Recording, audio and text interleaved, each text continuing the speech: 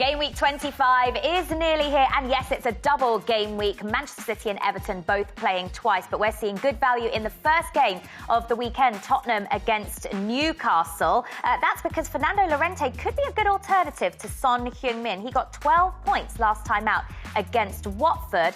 And for Newcastle, they, of course, have a new addition in Miguel Almiron. He has been added to Fantasy Premier League in time for this game week, and he will cost you a nice 6.0 million fantasy pounds. And he's got good prospects as well, 13 league goals in MLS, and he also got Player of the Year for the champions Atlanta. Indeed he did. All right, Chelsea against Huddersfield looks like an interesting game.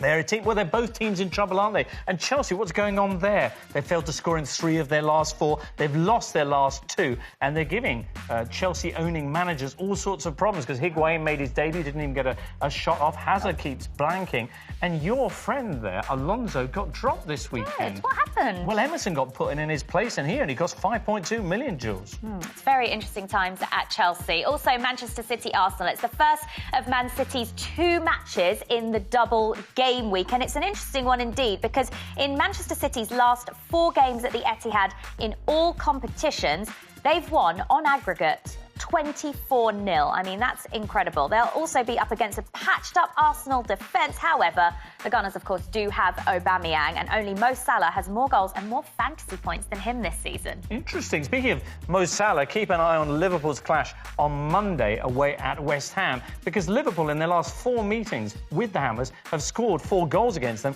on each one of those meetings, and Salah himself has got 4 in his 3 appearances against West Ham. As for the Hammers themselves, Arnautovic going off injured the other night. Could well be that Andy Carroll is leading the line for them against a Liverpool backline that isn't keeping clean sheets anymore, just 1 in their last 5 games. Very interesting. Whatever you do with your team, make sure you do it by the UK deadline, 11:30 on Saturday, an hour before things get underway at Wembley.